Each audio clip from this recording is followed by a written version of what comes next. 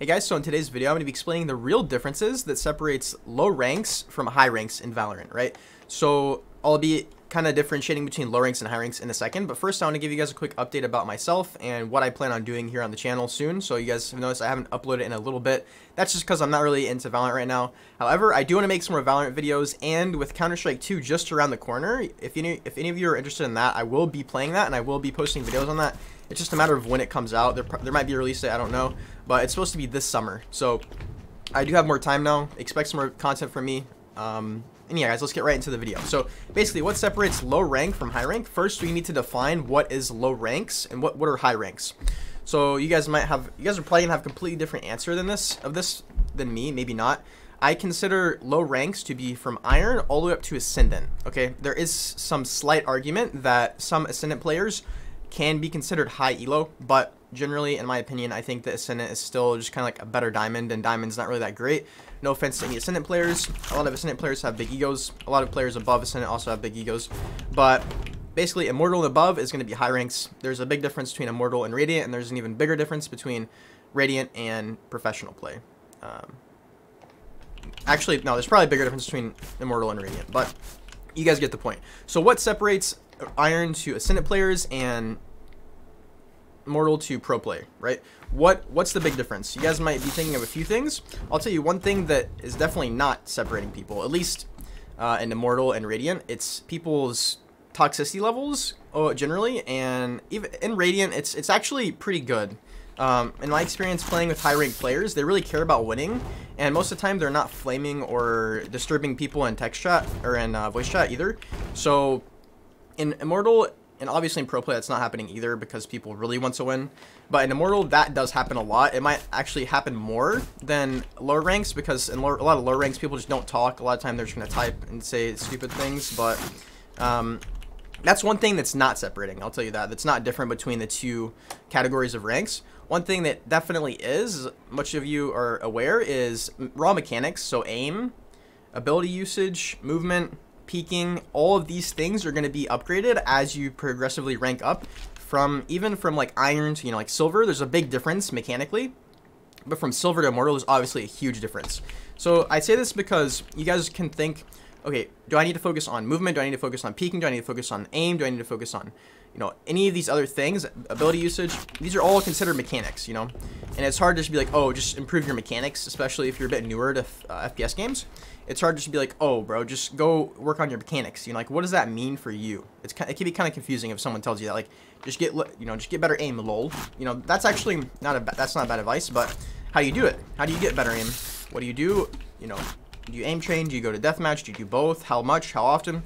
So, obviously I have other videos on those sorts of things, but mechanics are going to be one thing that separates these two categories of ranks. If you want to get into the highest echelon of play, which is, Immortal and above in my definition.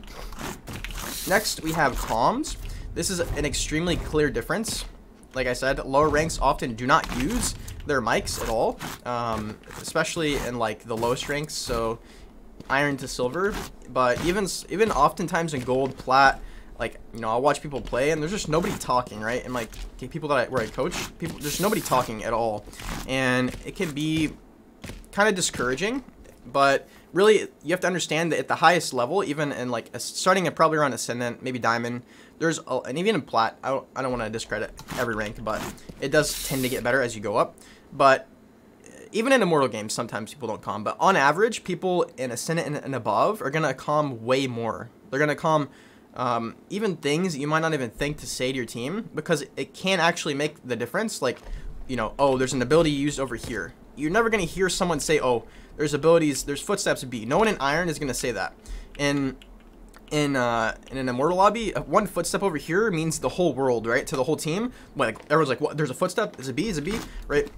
In Silver, they're going to probably not say anything either, and they're probably just going to swing and take the fight. So that's another big difference. Definitely, you want to work on your comms, work on how you communicate, work on what to communicate, figure out, figure out if what you're saying is useful or not. If you're saying things always that are not useful and it's kind of annoying your team, especially don't calm when you're dead. That's pretty good advice generally. Unless you notice something that's like gonna lose them the round, then you could, but don't backseat game. It can be very annoying.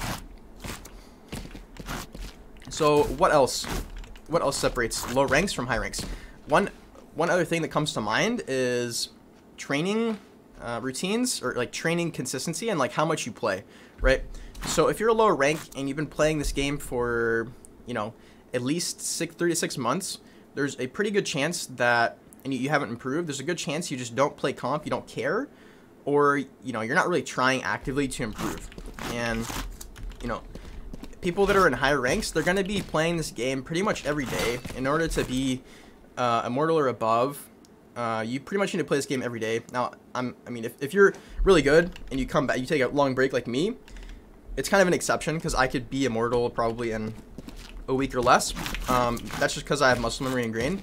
But again, if you don't have that muscle memory ingrained within yourself, then it's going to be much harder to maintain or improve your rank and not play very frequently. And I'm talking, you really need to play basically every day. You can skip a day here or there, but the more you slack, the harder it's going to be. Now, what about aim routines, or what about warm-up routines? What about things that are going to improve your mechanics? Now, people will definitely deathmatch or aim train frequently. It definitely depends on the individual, though. Some people probably don't deathmatch or aim train or use any routine at all, even in pro play, just because they're playing the game so much they just don't need to. But, you know, if you feel like your aim's sloppy, like, for example, me, I'd probably feel a bit sloppy right now. I probably want to go into a deathmatch game or go into aim lab, whatever I choose, and do that for about 15 to 30 minutes before I play. And you should do this every time before you play comp, until you feel you've reached a point where your aim is just really solid. But even whenever you reach that point, you probably want to continue doing that.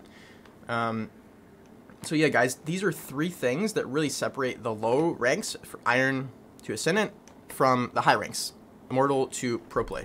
And, you know, if you guys want to make a video about the differences between like Radiant and Pro Play, I can definitely do that.